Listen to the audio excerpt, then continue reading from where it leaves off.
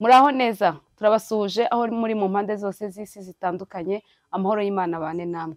Wakwibaza ngo ni hehe turi? Ni kuri Mubwire TV. Ukibaza ngo ni iki tubwira abantu? Nta bindi tubwira abantu, ni ukubabwira ko ari beza, ni ukubabwira ko tubakunda, ni ukubabwira ko tubashimira. Nyuma yo kureba tugasanga abantu benshi bakomerekejwe n'amagambo atari meza, bagenda babwirwa ko badashoboye, babwirwa ko ntaho bazagera, babwirwa ko ntacyo bazavamo. Twaravuze ngo ni iki twakora? Reka tubwire abantu ibyiza, reka tubwire abantu ko tubakunda, reka tubabwire ko tubashimira, reka tubabwire ko ari ingenzi, reka tubwire wa muntu uri mu buzima bugoye ko ubwo arimo bwose ejo hari icyizere cyo kongera kumwenyura, cyo kongera kubaho mu buzima yishimiye. Ibyo rero nta handi bibera, ni kuri Mubwire TV. Mubane natwe, mujye mudukurikira, muzajya mubona ibiganiro byiza dukora. Cyane cyane rero twebwe umwihariko wacu ni ugutungura abantu. Mujya mubona amasiripurize dukora, uraduhamagara ukatubwira ngo uyu muntu yagize isabukuru, mumugereho. Turamugenda tukamureba, tukamushyira ururabo, tukamushyira umucuranzi, tukamushyira impano, umuntu akarushaho kwishima, ndetse tukamubwira n'amagambo uba wadutumyeho. Hanyuma ushobora no kuba atari ukuvuga ngo ni isabukuru gusa, ndetse n'undi muntu uri mu buzima busanzwe nawe turagenda tukamutungura, tukamubwira ngo turagukunda, urakunzwe. Mubwire abantu ibyiza byabo, mubashimire, mubahe indabo bakibasha kuzifata, ndetse natwe tukibasha kuzitanga. Kuri Mubwire TV nibyo, nta zindi nkuru muzigera muhabona. Uyu munsi rero iyo tutakoze surprise, murabizi ko dufata umwihariko, tukafata ikiganiro tukavuga ngo reka tuganirize muri rusange izi topic, tuvuge ku bintu ibi n'ibi. Uyu munsi rero mbere ko tuganira gatoya, nabwiye ko ntazajya mbatindira, ni iminota mikeya kugira ngo mutangire ikiganiro ndetse mugisoze. Reka tubanze twamamariza abantu babafasha kubaho mukeye ndetse no kubaho mumeze neza. Umuntu wa mbere ni Grace, abantu mushaka imyenda idoze, abantu mushaka kudodesha imyenda isanzwe, ufite civile, ufite gift yavuye hanze, ikanzu nziza, ukavuga ati ni abatayeri bazayica. Nta wundi muntu wagukorera umwenda neza ukarushaho kugumana umwimerere wawo usibye Grace. Nimero ya Grace rero ni 0788559573. Hanyuma abashaka kwambara neza amakanzu meza, hari abantu bamwe bambwira ngo nambara amakanzu meza, ngo nyakura he? Nta handi ngurira imyenda, ni muri Chic kwa Nunu. Winjire ku muryango wa Access Bank, umuryango ukurikiyeho niho nunakorera, ndetse afite myiza kuruta njyewe iyo mpitamo, kuko yanjye shaka kubitandukanye n'iyawe. Imyenda y'ubwoko bwose nunarayifite, kandi abafite imyenda ya caguwa. Nimero ni 0788708835. Hanyuma abashaka namwe imodoka nziza za hybrid, Fabiola no harari kuri 0788981397. Abifuza rero amavaze, indabo, jardin, gukora mu rugo hakamera neza, umuntu witwa Yvette nawe arabikora bigasa neza, mu rugo hagasa neza, ndetse mu rugo hagahora hakeye. Nimero ni 0788651258. Nawe urifuza ko tukwamamariza, nawe urifuza ko ibikorwa byawe bigera ku bantu benshi bakunda Mubwire TV, tubwire rwose, tuzajya twamamariza mu kiganiro cyacu, ibikorwa byawe birusheho kugera kure. Rero dukomeje ibiganiro byacu, narababwiye ngo tuzajya tureba ibintu byadufasha muri sosiyete, mu buzima bwacu bwa buri munsi, byatwungura ubwenge, byatuma tubaho tunezerewe ndetse dutekanye, ku buryo umuntu abaho nyine ameze neza, ukamubwira ngo uri mwiza, uri akeye, urasa neza. Ayo ni amagambo meza agomba kuboneka ku bantu bo kuri Mubwire TV. Twebwe ibyacu ni ugukomeza abantu, ni ukwereka abantu ko bafite icyizere cy'ubuzima, apana ibintu byo guca intege. Hano nta gahunda yo guca abantu intege ihari. Uyu munsi rero nabarebeye ibintu byadufasha, ibintu byagufasha cyangwa byafasha umuntu uwo ari we wese mu buzima busanzwe bwa buri munsi kugira agaciro, kuba umuntu nyine w'agaciro, kuba umuntu wubashywe, kuba umuntu abantu bibonamo, kuba umuntu ukunzwe. Utwo tuntu nitwo, ntabwo ari twinshi, ariko nitwo natoranyije, ndavuga ngo ni ibiki byadufasha kuba umuntu w'agaciro, ni iki cyagufasha kuba umuntu ufite, mbese umuntu ukenewe, umuntu wifuzwa, umuntu w'abantu, kuba uri umuntu w'abantu. Yego, ikintu cya mbere rero cyagufasha ni ukugira gute? Ni ukureka kwigira umuntu mwiza, kureka kwigira umuntu mwiza, ugasanga ahantu hose muri gahunda zose wigize mwiza, no mu gihe abantu baguhemukiye, uri mu muryango runaka cyangwa uri muri quartier runaka, no mu gihe uhemukiwe bigaragara ko ari wowe uhemukiwe, abantu bari mu mafuti bagukoreye, ariko ushatse kwigira mwiza, ushatse kwerekana ko nyine wowe uri mwiza, mbese wigize nk'umumansera utavuga, wibombaritse nka frere, mbese umuntu umeze utya utabasha kuvuga. N'urugero, aba bantu nkoresheje urugero rwabo kuko bose bibombarika, ahubwo ni abantu bitonze, abantu tubona mu buzima busanzwe tukabona ko ari abantu bitonze, ugasanga nawe nyine ibintu byose wigize mwiza, wigize mwiza. Ibi bintu rero bizatuma utagaciro ntabwo bizatuma uri umuntu wubashywe. Iki kintu ugomba kukirinda niba ushaka kuba umuntu w'abantu, b'umuntu nyine uvuga ngo ibi bintu aha hantu murahemutse, ibi bintu ntabwo ari sawa, ibi bintu ntabwo byagize gute, ntabwo byakozwe neza. Ikintu cya kabiri, gufasha abandi. Gufasha abandi, iyo ukunda gufasha abandi ni byiza rwose, ni byiza, ariko se tekereza neza abantu bose ufasha, abo bantu nawe bakugoboka, abo bantu nawe baragufasha. Usikora umuntu urafasha abantu, ahora yita ku bantu, ni byiza gufasha abantu, nanjye ndabikunda pe, ariko tekereza unamenye ngo abantu bose ndi gufasha, ese nanjye njya mbona umuntu umfasha, ese nanjye njya nkenera umuntu. Hari igihe kigera nawe ugakenera abantu, ese ba bantu wirirwa witaho, ba bantu baguhamagara tugera aha ngaha, umva ndi mu kazi wankoreye igikoma ukanshyirira umubyeyi wabyaye ukabura kijyanye, umva twagize ibyago genda unsurire uyu muntu, ni wowe wahabonetse. Ni byiza rwose, izo ni imbuto nziza, ni n'umugisha ku Mana, ariko subiza amaso inyuma, abo bantu birirwa bagutuma, hari umunsi n'umwe nawe ujya ubabona? Ba bantu baguhamagara kuvuga ati rwose turakennye duha amafaranga, ese nawe mu gihe, ndetse hari igihe biba bigaragara ko umuntu ari mu bihe byiza, cyangwa nawe unabizi ko uwo muntu ameze neza, uwo muntu nawe ajya gusapotinga, hari ikintu uzi runaka nawe ajya gufasha. Ibintu rero byo guhora ufasha abandi, gufasha abandi biri mu bintu bishobora kudatuma nyine udafite agaciro kawe, kuko bagufata, hari igihe bagusuzugura bakabona ko ahubwo umeze nk'umuntu udafite ikintu ukora. Ariko iyo uri umuntu ugira agaciro, kugira ngo abantu b'umuntu w'abantu ukenerwe, ugomba kubikora ukabitaho ukanabafasha, ariko ugafasha ibintu nyine biri ngombwa, apana ibintu nyine nawe by'abantu bizamo n'ikintu cy'igisuzuguriro, bya bindi ubona ko bitanakwiriye, nawe ukaba ari wowe wenyine ubikora. Ikindi kintu rero gishobora kugutakariza kuba umuntu w'agaciro cyangwa umuntu w'abantu, guhora ibintu byose nyine uvuga ngo nta kibazo, nta kibazo, nta kibazo.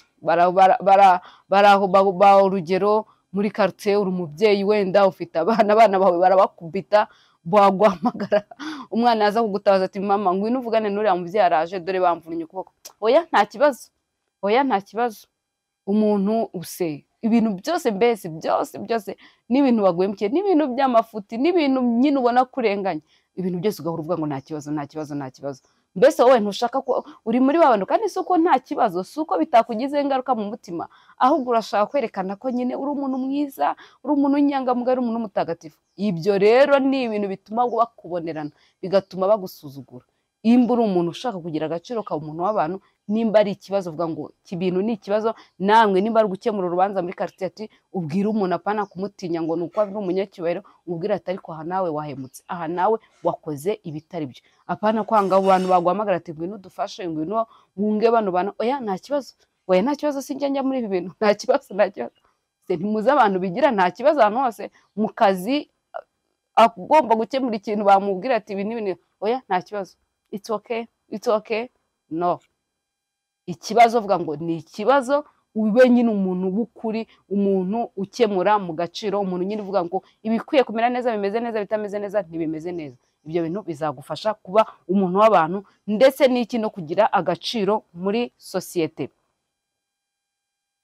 Ikindi rero ugasanga umuntu, Mana yanjye, nubwo arashyira ibyifuzo by'abandi imbere, nubwo arashyize ibyifuzo imbere, agize amahirwe ahuye n'abantu bashaka kumufasha, abantu baguhindura ubuzima. Nongere mbibutse ko abantu b'Imana, ibintu byose tuzageraho, ibintu byose Imana yadusezeranyije, nimba uri n'umukristo ukavuga ngo ufite amasezerano, ibintu byose Imana yagusezeranyije bizanyura mu bantu, bizanyura mu bantu. Ntabwo Imana izamanuka yonyine mu ijuru ngo ize ngo ifate ngo ivuge ngo Sylvie namwemereye amafaranga, ngo namwemereye ko nzamukiza ngo yame. Ntabwo yo izayama, ahubwo izanyuza mu muntu runaka, ushobora kuzaca muri wowe, izaca no mu wundi. Ikintu cyose Imana yakubwiye cyangwa ikintu cyose uzanageraho kizaca mu bantu. Ni byiza rero kubaha abantu, ni byiza kumenya ko abantu bose muhura, harimo wahindura ubuzima bwawe, harimo umuntu watuma ubuzima bugenda neza, hari umuntu watuma urushaho kuryoherwa, hari umuntu mwahura rimwe gusa ubuzima bukagira icyanga, ubutazongera kugira kutazongera kugira umubabaro. Hari abantu rero usanga bahora bashyize ibyifuzo by'abandi imbere, ntibiyibuke, ugasanga agize amahirwe yo guhura n'umuntu w'umubosi wamuhindurira ubuzima, wamuha akazi, wenda n'umushomeri, ugasanga ese avuga we ngo nzi disi ngo abantu ngo bababaye ngo bakennye, ngo abantu bakeneye akazi, ngo abantu bakeneye, kandi ubwo nawe ari kubivuga wenda nta kazi afite, ari kubivuga umuvandimwe we nta kazi afite, ari kubivuga mbese muri quartier haje abantu wenda bagiye gukora liste y'abantu bagomba kujya kwiga, wenda ntiyabonye n'uburyo bwo kwiga kandi bari gushaka abantu batize, mbese ahise ashyira imbere abandi bantu. Rwose hari abandi bantu, ni byiza kwibuka abandi bantu, ariko iyo uri umuntu uhora ushyira abandi imbere, uhora ushyira ibyifuzo by'abandi imbere, nshuti y'Imana, ibi bintu biri mu bintu biguteshereza agaciro, ibintu bituma nyine abantu bavuga ngo uriya se, ngo uriya ngo baramumagiye, uriya baramuhobagije. Kubera iki? Kubera ko ntiwiyibuka, uriyibagirwa, uhora wita ku by'abandi, imitwaro y'abandi niyo yaguhita. Ni byiza kuzirikana abandi, ni byiza no gusabira abandi, ni byiza no kubahangayikira, ariko mbere yo gukunda abandi, mbere yo kwiyitaho, nawe ube kwita ku bandi no gushyira ibyifuzo by'abandi imbere, nawe banza ushyira ibyifuzo byawe imbere, umenye neza ko nawe hari ibyo ukeneye. Kandi ikintu uzajya ukora buri munsi, ujye wivuga ngo ese nanjye. Ni byiza ko iyo ukora ibyiza birakugarukira. Rwose njye ndi umuhamya wo kubivuga. Iyo utanga urakira, iyo uzirikana abandi, nawe Imana iguha abantu bakuzirikana. Ariko nawe reka ibyo bintu byo guhora ibyifuzo by'abandi imbere, ibyo biri mu bintu bizatuma uta agaciro muri sosiyete. Ikindi rero, ugasanga hari umuntu wigize umuntu w'umunyamahane. Kuba uri umunyamahane, nta muntu ukuvuga, nta muntu ugukoraho, nyine ngo uri umunyamahane. Ibyo bintu rero nkubwire, iyo wigize umunyamahane, abantu rwose bageraho bakanaguca amazi, ntabwo biguhindura umuntu ukenewe, nta nubwo biguhindura umuntu wubashywe, ahubwo biguhindura umuntu uteshejwe agaciro. Kubera ko nyine kwigira umunyamahane ntabwo biba bikenewe, nta nubwo abantu babikunda. Bigeraho rero kwa kundi uhora warigize gutya, abantu bakagera bakakumenyera, bakaguca amazi. Ikindi rero, guhora ushyira imbaraga mu bintu nyine, niba ari mu muryango, tuzahure, tuzafasha aba bantu, tuzagire gutya. Mbese buri hantu hose, muri groupe mubaho, amagroupe aba ari menshi, mu kazi cyangwa se mu bo mwiganye, mu nshuti, ugasanga ahantu hose niho ushyiramo imbaraga. Rwose mureke duhure, mureke tuzasure kanaka, mureke dusure. Ibi biri mu bintu guteshereje agaciro. Bagira abantu bamwe na bamwe bakagufata nk'umuntu udafite icyo akora, umuntu wabuze ibyo akora, umuntu nyine uhorana umwanya, umuntu upfa ubusa. Ugasanga abantu bagiye kuguprofitiramo, cyangwa se wanazana igitekerezo bakajya bati ni bya bindi, bakanaguca amazi. Irinde rero guhora ari wowe uzana gahunda zose, dukora ibi, kuko ibyo bintu biri mu bintu byatuma abantu baguteshereza agaciro. Ikindi, kwirengagiza ububi bw'abantu. Ugasanga hari abantu babikubabarira, ni byiza no kwirengagiza, ariko guhora wirengagiza ko abantu baguhemukiye. Umuntu akaguhemukira ubwa mbere, ubwa kabiri, ubwa gatatu, ubwo wenda n'inshuti yawe uramugumanye, nyine guhora ubyirengagiza. Oya, nta kibazo, reka mureke, reka tugumane uwo muntu umaze kuguhemukira gatatu, umuntu umaze kuguhemukira kane. Ibyo bintu bizatuma abantu bagutakariza icyizere, bizatuma abantu batabona ko uri umuntu w'agaciro, ahubwo uri umuntu usuzuguritse, kuko uri umuntu nyine wakira ibyo ubonye byose, uri umuntu bafata uko bashaka. Ikindi rero, ntugaha abantu amahirwe yo kugumana nawe kandi atari abantu beza, kandi ari abantu baguhemukiye, cyangwa ari abantu nyine bafite imico mibi. Abo bantu bareke bakure mu buzima bwawe. Nimba ubona umuntu atari mwiza, nta mpamvu zo kumubembereza, nta n'impamvu zo kumugumana. Mureke ibyo ngibyo rero byo kugumana abantu batari beza mu buzima bwawe, biri mu bintu bituma abantu bagufata nk'umuntu udafite agaciro, biri mu bintu bituma abantu bagutakariza icyizere, bakajya babona ko ari we muntu upfa gufata nyine ibyo abonye. Ikindi rero, ntugahembe imico mibi. Guhemba imico mibi, wakwibaza ngo ni gute? Guhemba imico mibi hari nk'ukuntu umuntu ashobora guhemuka, ugasanga wenda ni umugore n'umugabo uramuhemukiye, cyangwa se muri inshuti. Umuntu yahemutse, yakoze amakosa, warangiza ukamubwira ngo umva, ngo nimugoroba ngo uze kuza duhurira aha n'aha, ngo duhurire ngo aha hantu. Mugahura, ntumubwire ko yakosheje, ahubwo ukamubwira ngo dusangire ikawa, dusangire agafanta, dusangire chipsi. Ibyo ni uguhemba imico mibi. Nkaho wamwicaje ngo umubwire nubwo ari umuvandimwe ati wahemutse, wakoze ibintu bitari byiza. Uko niko bita kugira gute? Guhemba imico mibi. Arabona ko kuko utamubwiye ikosa yakoze, ahubwo uramumotiva, uramuha courage, arabona ko bikwiriye ko akomeza kubikora. Ikindi rero, kuba umunyakuri. Ni byiza ko umunyakuri rwose. Iyo uri umunyakuri, abantu baba bagize gute? Baragukunda, bikongerera n'icyizere. Ariko iyo ikintu cyose nyine ukuri kwinshi, abantu mwarabibonye, ntabwo abantu bakunda ukuri kwinshi. Iyo ufite ukuri kwinshi, abantu barakwanga, uzi kugeraho ahubwo akaba ariho uhinduka ikibazo, ukageraho akaba ariho wowe abantu bafata nkaho uri umunyabinyoma. Kubera iki? Kubera ko abantu benshi badakunda ukuri. Ukuri ni kwiza, ukuri kurakenewe, ukuri ni n'ingenzi, ariko menya ngo ibyo mvuga ndabitwara gute? Ese ukuri mfite kwanyicisha? Ese ukuri mfite kwanyiza? Ese ukuri mfite kwabatura abantu? Ni ibyo ngibyo.